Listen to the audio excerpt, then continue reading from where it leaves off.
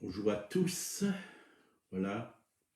Aujourd'hui, c'est dimanche et je me réjouis aussi d'aller louer Dieu avec mes frères et sœurs dans l'assemblée. Alléluia. C'est une grâce de pouvoir nous réunir. Oui. Et ce matin, on est réunis aussi ensemble devant le Seigneur. Quand deux ou trois sont réunis en son nom, il est au milieu de nous.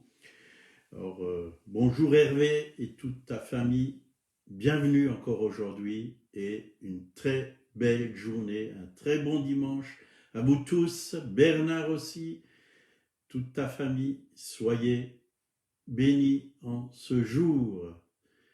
Voilà, aujourd'hui, une journée qui est mise à part pour louer Dieu, pour l'adorer, pour écouter sa parole. Bonjour Francine, sois la bienvenue en ce jour. Voilà, vous êtes au trésor du ciel. Et encore aujourd'hui, Dieu veut nous parler, Dieu veut nous encourager.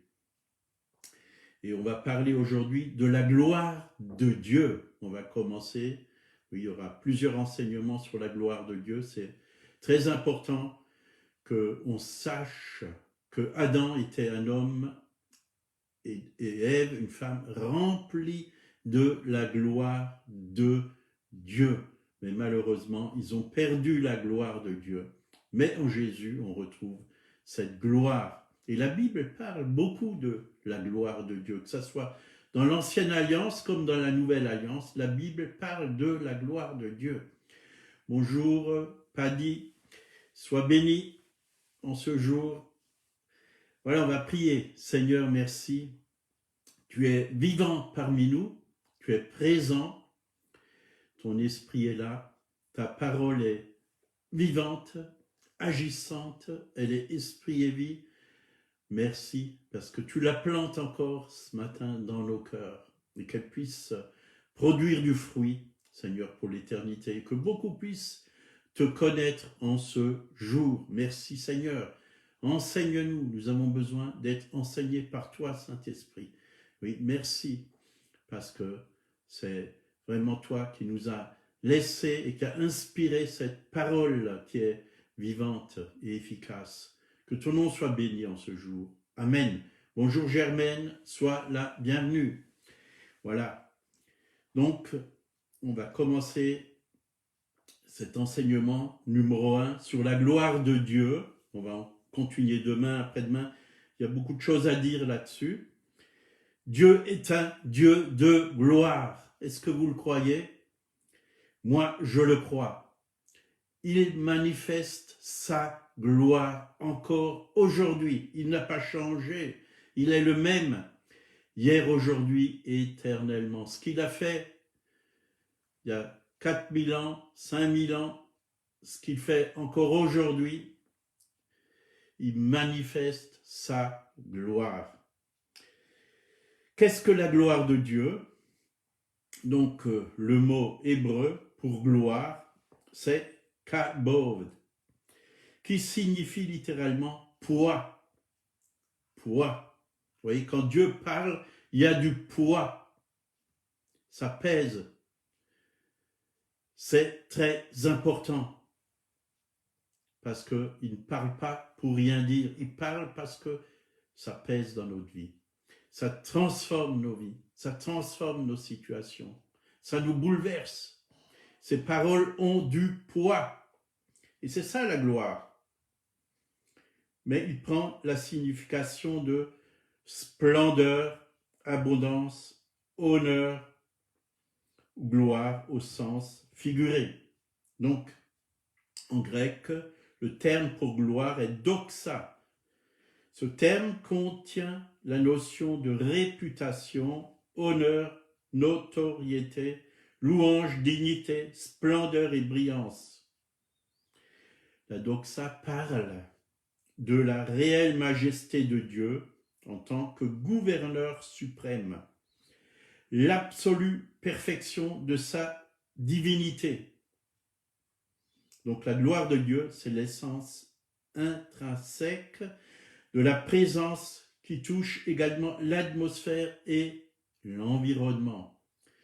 Dieu, quand il nous touche, ça se voit, parce que nos vies sont transformées.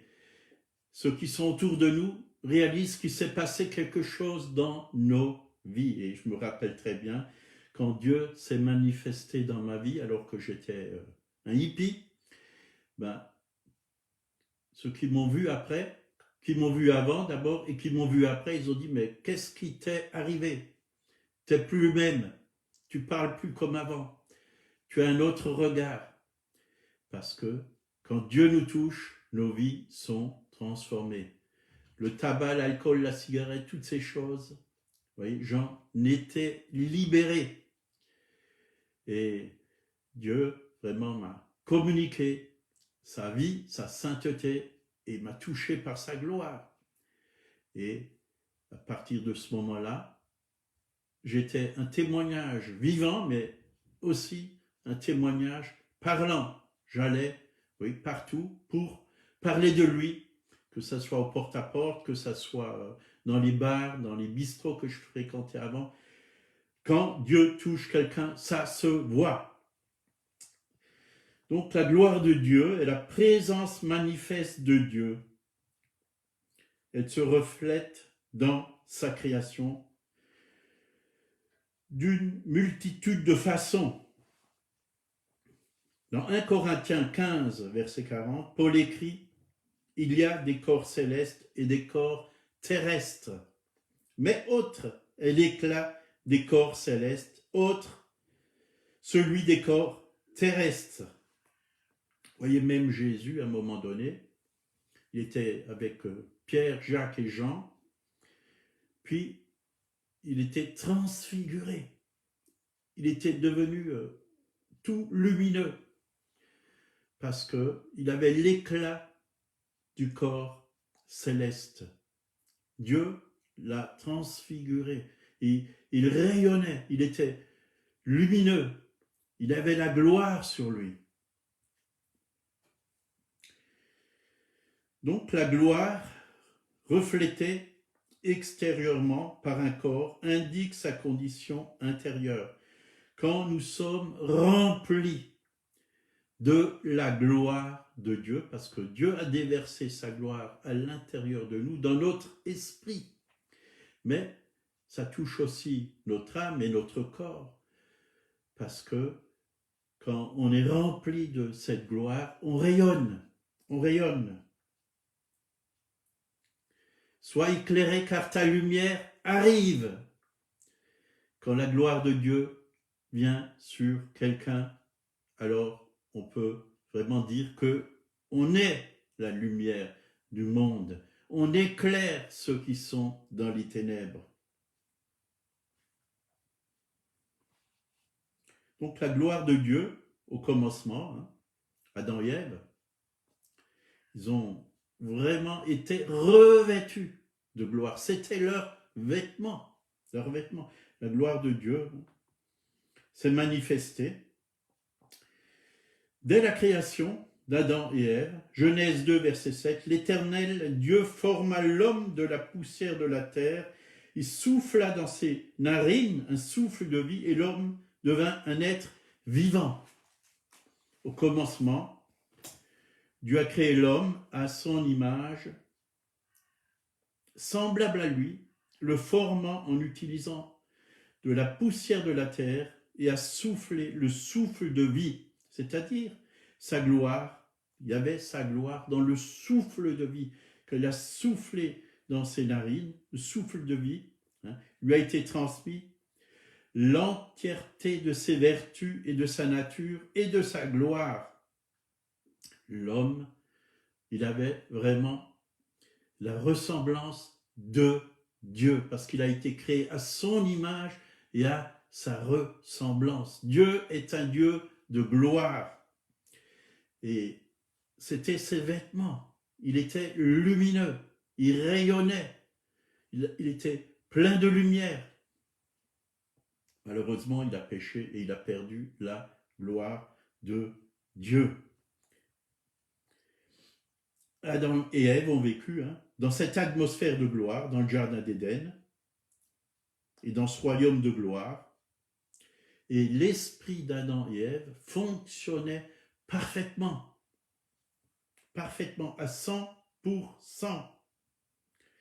car la pensée de l'esprit était en lui. Dieu lui communiquait sa pensée pour tout ce qu'il devait faire, entreprendre. Il régnait, il a été créé pour dominer sur les oiseaux du ciel, sur les animaux, sur les oiseaux, les poissons. Dieu l'a créé pour dominer. Adam était très, très intelligent. Il est même dit que Dieu a fait passer devant lui les animaux, les oiseaux, et il leur a donné un nom.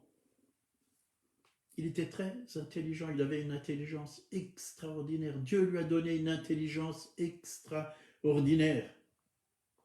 Mais quand il a perdu la gloire de Dieu, son intelligence est devenue limitée. Même aujourd'hui, les scientifiques ils disent qu'on n'utilise que 10% de nos capacités intellectuelles. Parce que on a perdu. Mais Dieu veut renouveler notre intelligence. La Bible parle du renouvellement de notre intelligence, de notre esprit. Dieu veut nous communiquer une nouvelle intelligence. Si vous lisez le livre de Daniel, il avait une intelligence 10 fois supérieure aux autres. 10 fois supérieure. Vous voyez, quand Dieu nous communique sa gloire, il nous communique aussi l'intelligence pour que nous puissions vivre selon lui, à sa manière, selon sa pensée, selon ses directives. Donc, quand Adam était dans la gloire, tout fonctionnait très bien parce que c'est le Saint-Esprit qui le guidait, c'est Dieu lui-même qui le guidait, c'est Dieu qui mettait ses paroles dans sa bouche. Et au travers de ces paroles, il donnait des ordres à la création. Il demeurait dans cette gloire et Adam ne se fatiguait pas.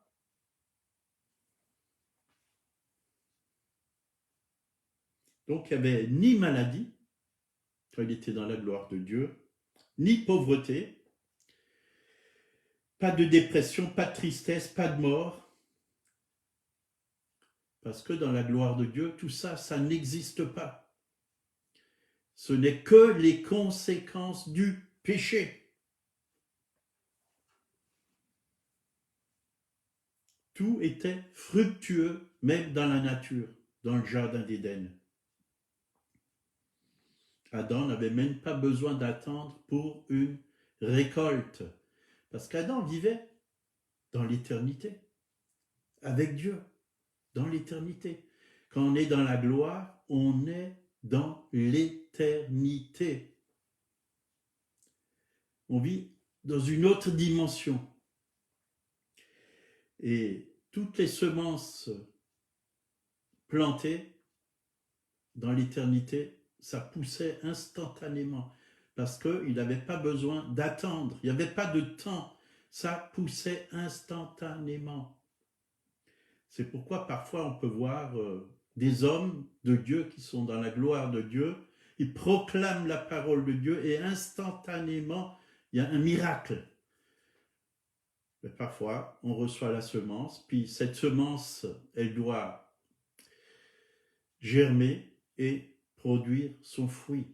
Mais quand un homme de Dieu vient avec des paroles de Dieu, un homme qui est assis avec Christ dans les lieux célestes, assis dans la gloire, quand il prononce une parole qui vient directement du ciel, le miracle s'accomplit instantanément. Et on a vu ces choses. Dieu peut tout faire. Si vous avez un cancer, il peut l'évacuer, l'enlever instantanément. Si vous manquez un rein, il peut créer un rein en vous. Il peut même vous donner un cœur nouveau. Rien ne lui est impossible. Ne limitons pas Dieu. On a trop limité Dieu dans nos églises. Dieu n'est pas une religion. Dieu c'est notre Père. C'est lui qui nous a créés. C'est lui qui nous a formés. Nous lui appartenons. Rendons-lui toute chose. Rendons-lui nos vies.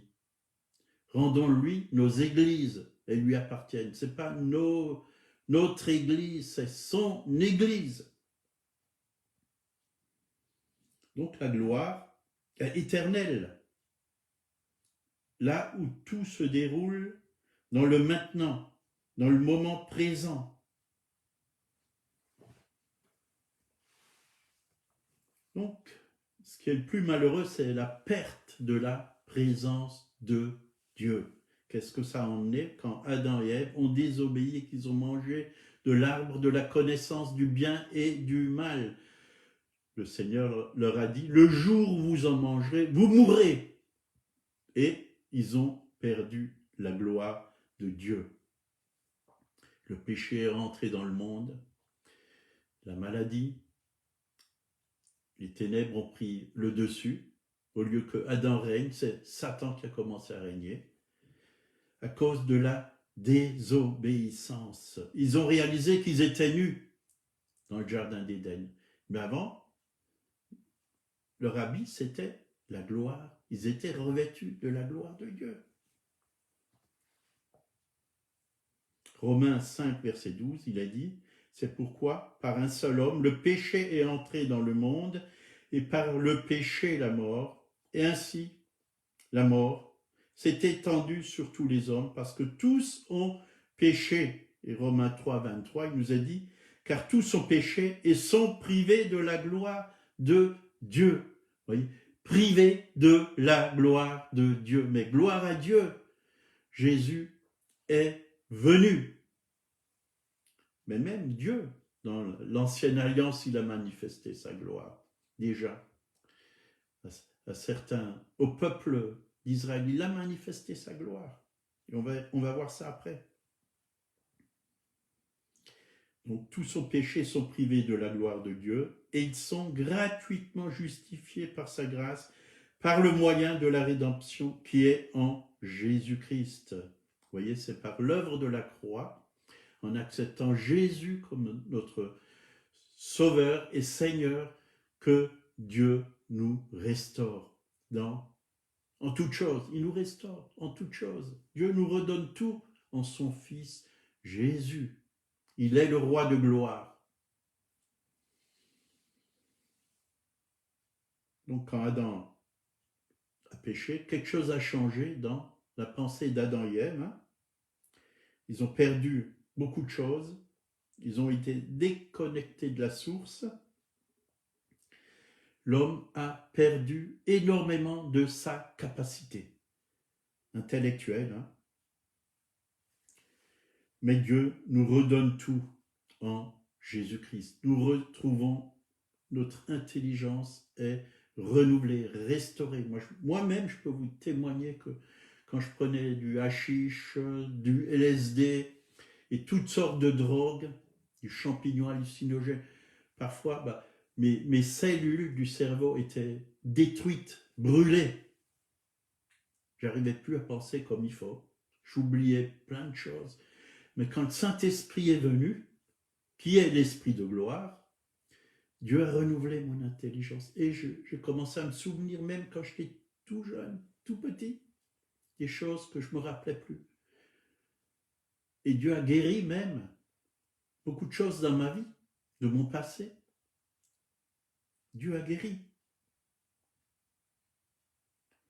Gloire à Dieu, il s'est révélé au travers de son Fils Jésus. Matthieu 1, verset 23. Voici la Vierge sera enceinte, elle enfantera un fils et lui donnera le nom d'Emmanuel, ce qui signifie Dieu avec nous.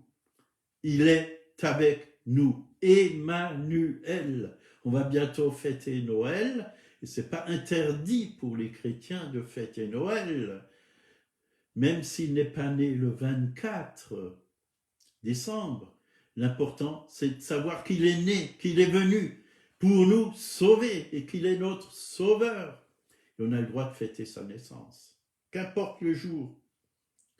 nous avons droit de fêter sa naissance. Ne soyons pas des chrétiens légalistes, qu'il ne faut pas se réjouir. Oui, on veut se réjouir. Parce que pour nous, Noël, c'est toute une autre fête que la fête des gens qui ne connaissent pas Jésus-Christ. Pour nous, on réalise qu'un sauveur nous est né. Et on veut fêter. Donc, Dieu avec nous, Emmanuel, la gloire de Dieu et la manifestation concrète, visible de sa présence. Elle a un impact sur nos sens physiques. Dieu se fait connaître à nous en passant du royaume spirituel au royaume naturel. C'est-à-dire que Dieu est venu sur la terre des hommes. Il était dans le royaume spirituel, dans la gloire, là-haut, dans le ciel. Mais il est venu dans ce monde naturel, se révéler à nous. Et il s'est passé quelque chose. Dieu a touché ce monde physique, naturel. Et sa présence s'est manifestée sur la terre. Et encore aujourd'hui, elle se manifeste. Acte 7, verset 2. C'est Étienne qui parle. Hommes, frères et pères, écoutez le Dieu de gloire apparu à notre père Abraham lorsqu'il était en Mésopotamie, avant qu'il s'établisse à Charan, et lui dit, quitte ton pays et ta famille et va dans le pays que je te montrerai. Voyez, il s'est manifesté, oui, à Abraham. Il lui est apparu, le Dieu de gloire apparu à Abraham. À partir de ce moment, toute sa vie a été transformée parce qu'il a vu le Dieu de gloire. Oui. Sa mentalité a changé, sa vie a changé. Il a obéi, il est allé, il a suivi les directions de Dieu. Il est parti sans savoir vraiment où il allait. Mais il a fait confiance à Dieu. Est-ce que nous pouvons faire confiance à Dieu? Il est le chemin, la vérité et la vie. Nul ne vient au Père que par moi. Voilà où Dieu veut nous conduire. Vers le Père de gloire. On est bien là, près du cœur du Père, dans sa sainte présence. Voilà, Jésus nous a ouvert le ciel pour que nous puissions vraiment venir dans sa présence. C'est un lieu très élevé, oui, mais on est ici bas sur la terre, mais spirituellement, la porte est ouverte. On peut monter. Notre être intérieur peut aller dans la présence de Dieu. On peut le louer, on peut l'adorer, l'exalter, lui rendre gloire, le remercier pour son Fils, pour le sacrifice. Et quand on fait ces choses, la gloire se manifeste. La gloire vient dans nos vies. Dieu nous remplit de sa gloire. Parce que le ciel, c'est l'atmosphère de la gloire. Et quand on est dans la présence du Père, dans le ciel, en train de le louer et de l'adorer, nous emmenons cette présence de Dieu avec nous sur cette terre. Notre être répand cette atmosphère. C'est l'atmosphère céleste, c'est un amour divin, c'est une joie qui est pas de ce monde, mais qui vient du ciel.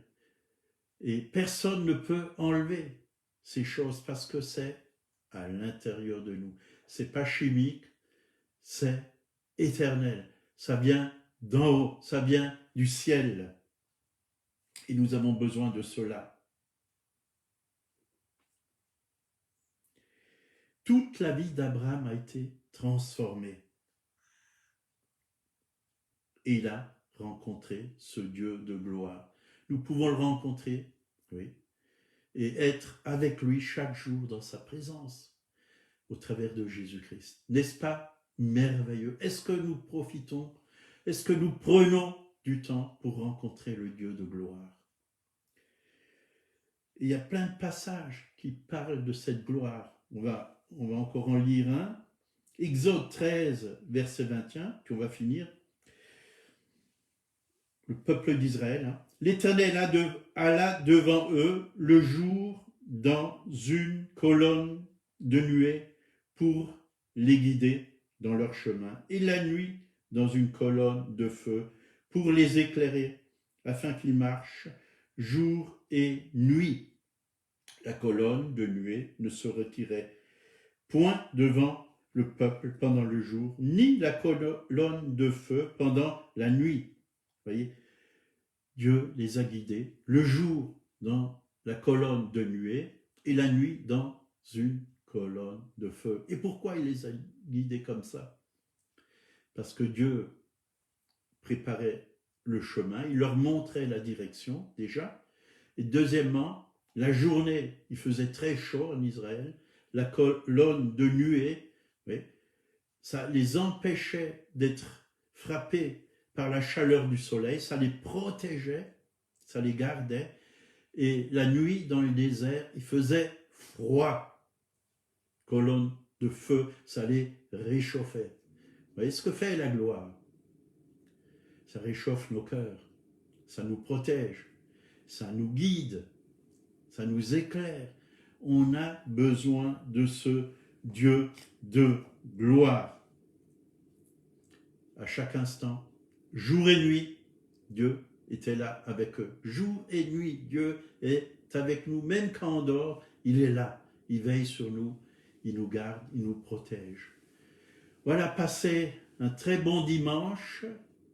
Si vous pouvez aller à des cultes, vous rassembler avec des frères et sœurs, faites-le.